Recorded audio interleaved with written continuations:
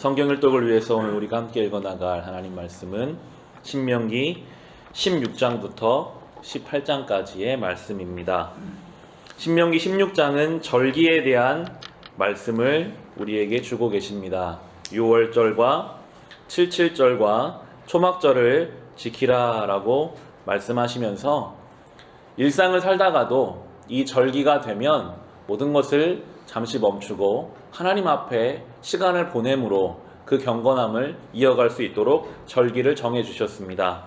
16장의 11절을 보시면 당신들의 하나님이 그의 이름을 두려고 택하신 그곳에서 당신들과 당신들의 아들과 딸과 남종과 여종과 성 안에서 같이 사는 레위 사람과 떠돌이와 고아와 과부까지도 함께 주 당신들의 하나님 앞에서 즐거워해야 합니다 라고 하면서 절기를 지키는 방법을 가르쳐주고 계십니다. 온 가족이 모든 주변 사람들과 함께 하나님 앞에 즐거워함으로 그날의 은혜가 어디로부터 왔는지 우리의 삶의 주관자가 누구인지를 기억하는 날로 삼으라고 하고 계시고요. 이어지는 14절에도 동일하게 초막절을 지키는 방법이 나오고 있고요. 특별히 16절을 보시면 16절을 보시면 이 3대 절기에는 하나님이 정하신 곳으로 모이라고 명령하셨는데요.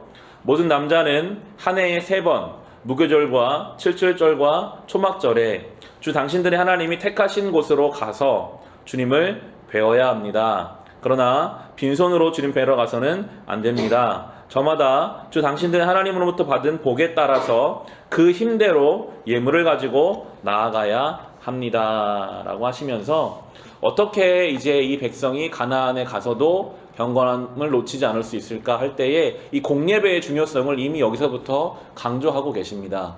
일상 속에서 그게 잘 안 될 것을 아셨기 때문에 주님이 정하신 날에는 정하신 장소에 함께 모여서 하나님을 예배하는 이 공예배 그리고 공교회의 중요성이 이미 신명기에서부터 우리에게 가르쳐지고 있습니다.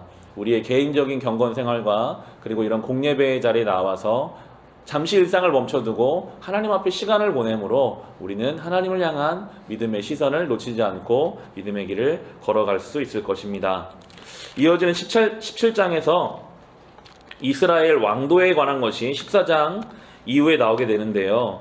17장 16절 보시면 이스라엘 왕에 대해서 이렇게 설명하십니다. 왕이라 해도 군마를 많이 가지려고 해서는 안 되며 군마를 많이 얻으려고 그 백성을 이집트로 보내서도 안 됩니다. 이는 주님께서 다시는 당신들이 그 길로 되돌아가지 못한다고 말씀하셨기 때문입니다 라고 하면서 이제 왕이 세워질 것인데 왕이 군마, 그 당시에는 기병이 가장 강력한 군인이었으니까요. 군마를 많이 준비하라고 말씀하시는 게 아니라 군마를 많이 만들지 말라라고 말씀하고 계세요. 힘이 있어야지 나라를 다스리는 왕이 되는 것인데 하나님께서는 군마가 많으면 하나님을 의지하지 않고 군마에 의지할 것이 분명하기 때문에 처음부터 군마를 많이 만들지 말라라고 왕들에게 명령하셨고요. 이어지는 17절에도 보시면 왕은 또 많은 아내를 둠으로써 그의 마음이 다른 데로 쏠리게 하는 일이 없어야 하며 자기 것으로 은과 금을 너무 많이 모아서도 안 됩니다 라고 말씀하십니다. 그 당시 왕들은 많은 정략 결혼을 통해서 세력을 만들어 갔습니다. 아내가 많아야 됐어요. 이 나라도 결혼하고 저 나라와도 결혼하고. 근데 하나님은 그렇게 하지 말라. 너의 마음이 다른 데로 갈 것이다. 재물을 많이 쌓아놓지도 말라. 왕이 재물을 쌓아놓는 것이 그 나라의 힘을 보여주는 것인데 그렇게도 하지 말라라고 하시면서 하나님을 의지하는 왕으로 살아가라고 조건을 두고 계십니다. 이렇게 하지 않으면 군마를 의지할 게 뻔하고 재물을 의지할 게 뻔하고 자기의 정치력을 의지해서 살아갈 것이 뻔하기 때문에 하나님께서는 처음부터 왕이 세워지더라도 그는 이렇게 하나님께 온전히 나아가야 한다라고 말씀하시는데요. 이 시대에 왕은 없지만 어쩌면 우리 한 사람 한 사람이 우리의 가정에서 왕의 역할을 하고 있습니다.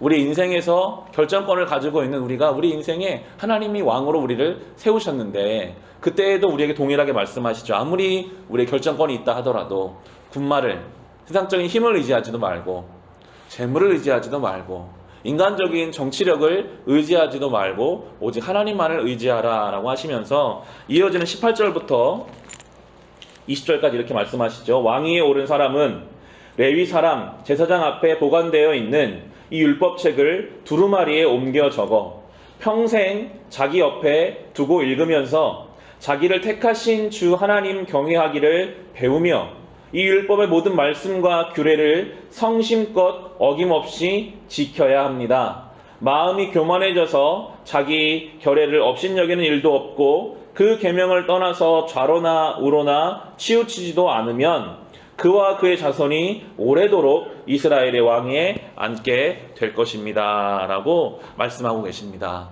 믿는 자가 어떻게 살아야 할지를 여기서 분명하게 밝히고 계시죠. 하나님 말씀을 평생 그 옆에 두고 그 말씀을 배우고 성심껏 지킴으로 좌로나 우로나 치우치지 않고 말씀을 기준으로 살아갈 때 하나님이 그에 대해 뿐만이 아니라 그 자손에게까지 복을 주시겠다라고 분명하게 약속해 주고 계십니다. 우리는 이 말씀 붙잡고 살아가야 합니다. 우리가 돈을 의지하는 것도 세상을 의지하는 것도 힘을 의지하는 것도 아니라 하나님 말씀을 늘 옆에 두고 이 말씀을 힘써서 배우고 이 말씀을 성심껏 지키고 그 말씀대로 살아갈 때 하나님이 우리의 가정과 우리 자녀들에게까지 복을 주시는 것을 날마다 경험하며 살아가는 성도, 이 복된 성도의 삶을 살아가는 저와 여러분 우리 교회가 될 수 있기를 주님의 이름으로 축원합니다.